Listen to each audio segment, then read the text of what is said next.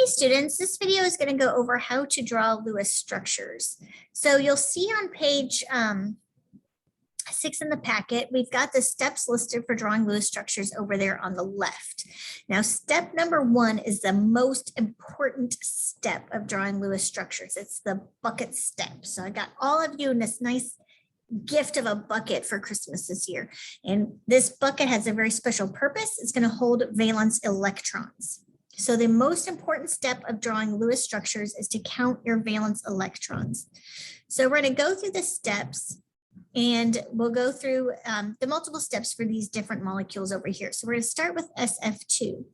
So your valence electrons, remember, you're going to go through your, look at your periodic table and get your valence electrons from there. So sulfur has 6 valence electrons and fluorine has 7 valence electrons, but there's 2 fluorine, so I'm going to multiply that by 2.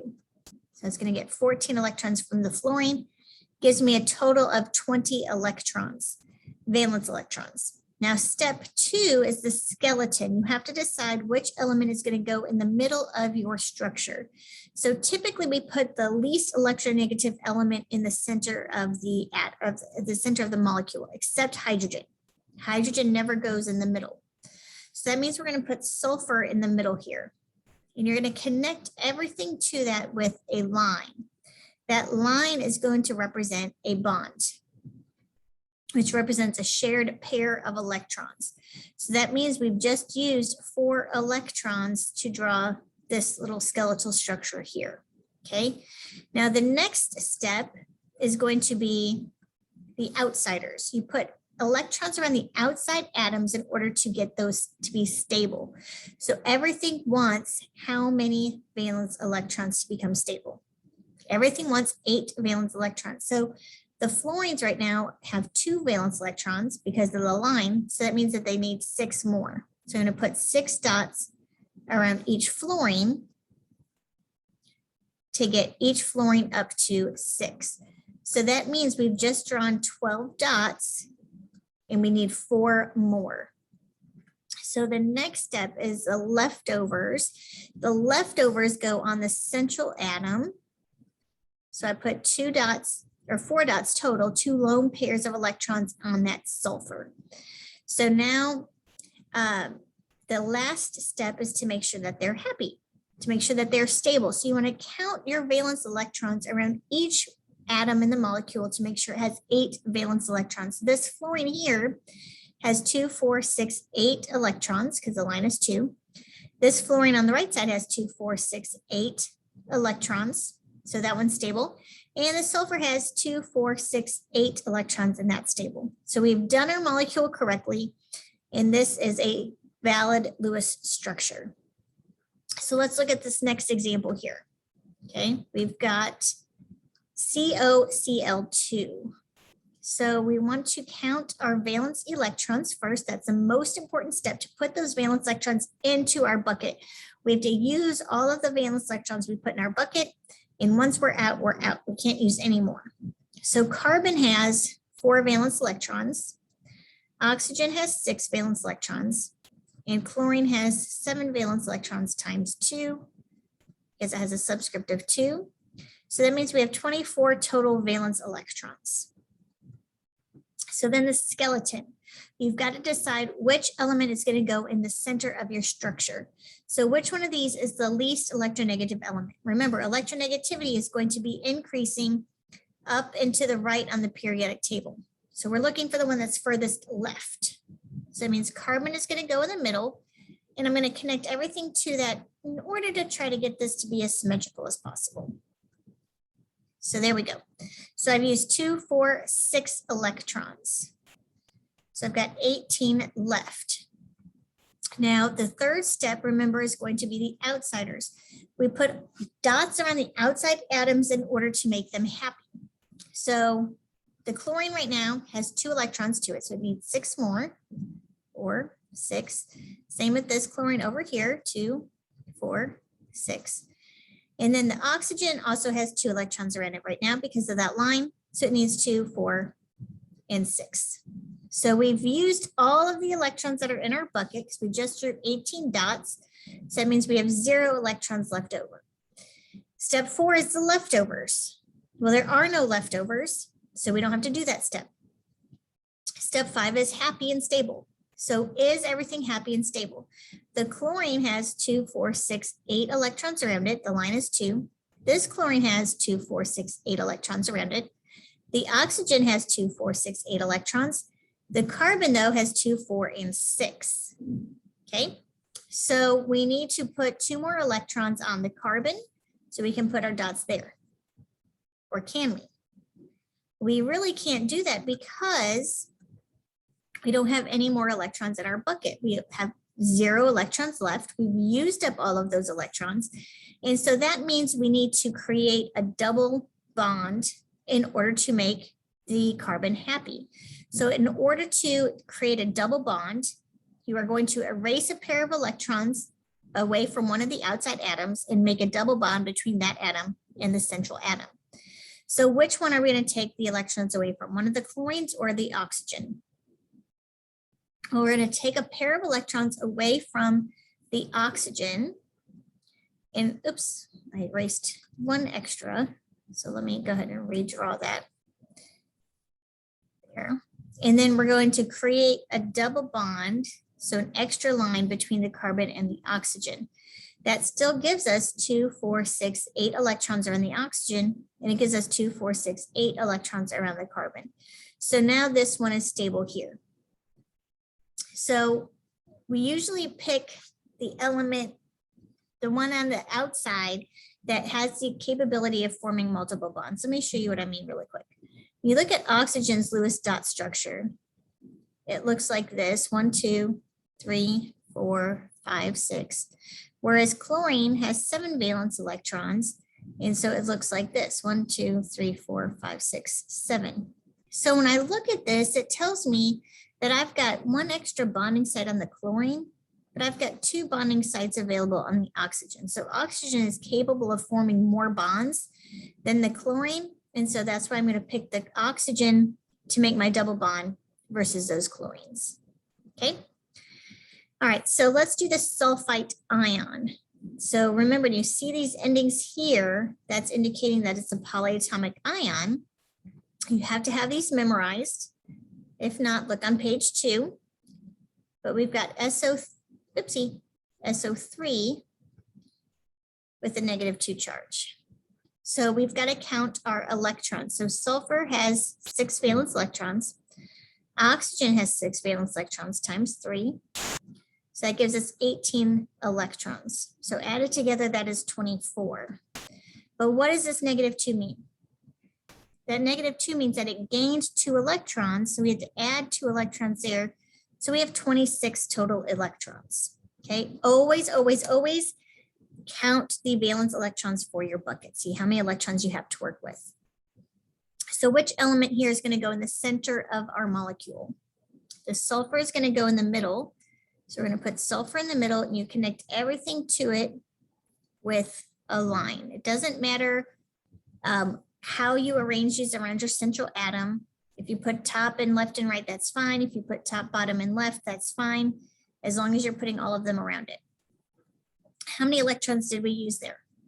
We've used 6 electrons because we have 3 lines. So we have 20 electrons left over. So step 3 is the outside. We're going to make our outside atoms happy by getting them up to 8. So each outside one currently has 2 electrons because of the lines. So we put 6 electrons around each of those outside atoms to get them up to 8. So how many electrons did we just draw? We used up 18 electrons. So we have 2 left. Where are those 2 leftover electrons going to go? They're going to go on the sulfur. So then you always have to make sure you do step 5. That's the second most important step, checking to make sure that they are happy and stable. So this oxygen here has 2, 4, 6, 8 electrons. This oxygen, 2, 4, 6, 8. This oxygen, 2, 4, 6, 8. The sulfur, 2, 4, 6, 8. So everything is stable here.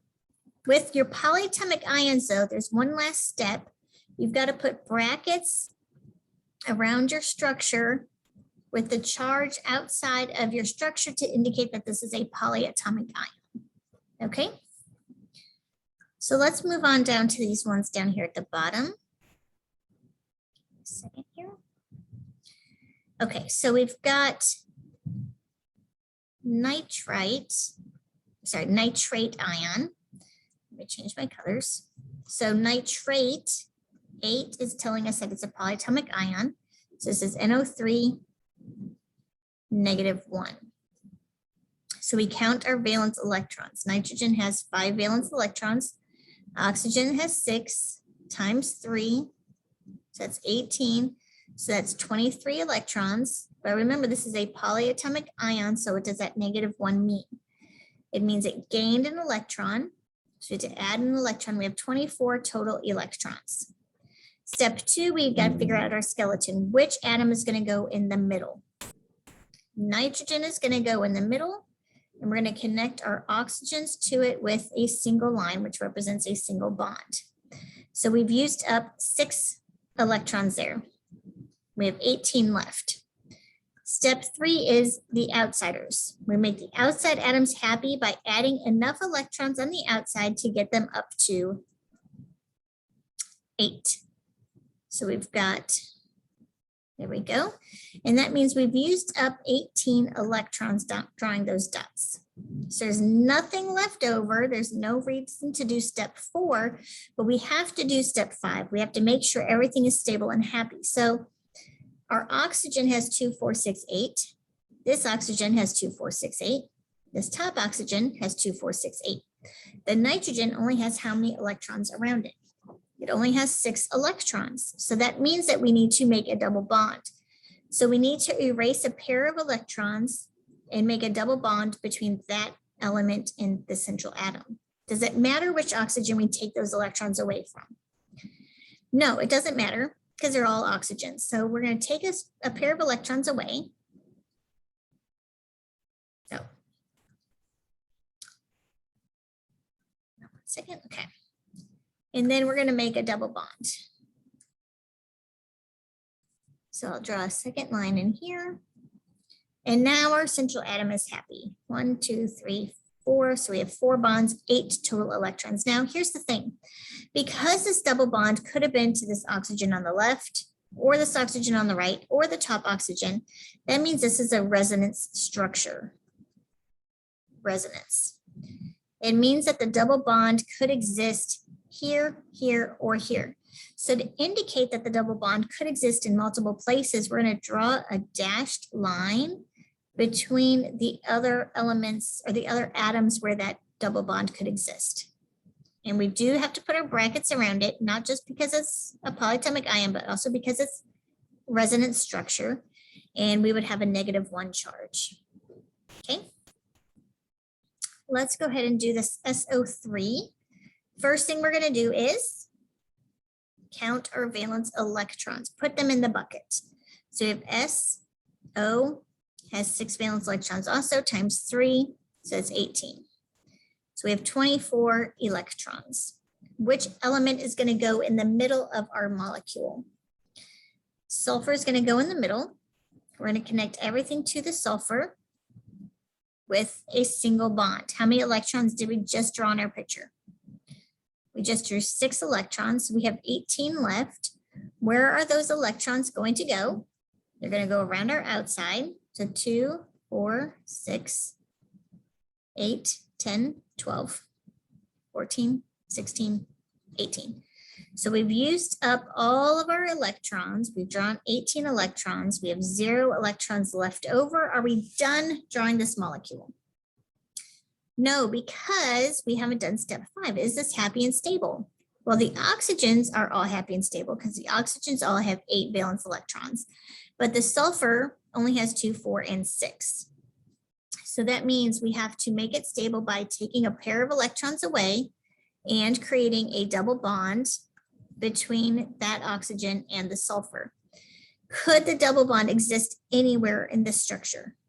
Yes, the double bond could exist anywhere. So that means we have a resonance structure. So we're going to have a dashed line between that central atom and any of the outside atoms where the double bond could exist. We do need brackets around this structure because it is resonance, but we'll have no charge because it's not a polyatomic ion. Okay. Then our last one, we have C2H4. Carbon has 4 valence electrons. There's 2 of them, so we have 8. Hydrogen has 1 valence electron, and there's 4 of them, so that's 4. So we have 12 total valence electrons. Now, which element is going to go in the middle? I did say it was the one that was least electronegative, but hydrogens are never going to go in the middle because hydrogen can only form 1 bond. It's in the first energy level, so it can only have 2 electrons around it. So that means our carbon is going to go in the middle. Now you'll see that carbon has 2 of them in this molecule. So we're going to have 2 central atoms.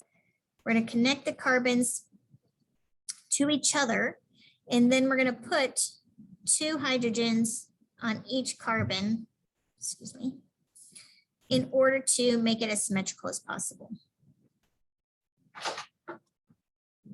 I'm on a video. So then we've got 2, 4, 6, 8, 10 electrons. We've drawn 10 electrons. So we have 2 left over. Now for this particular molecule, we are not going to put those on the outside atoms.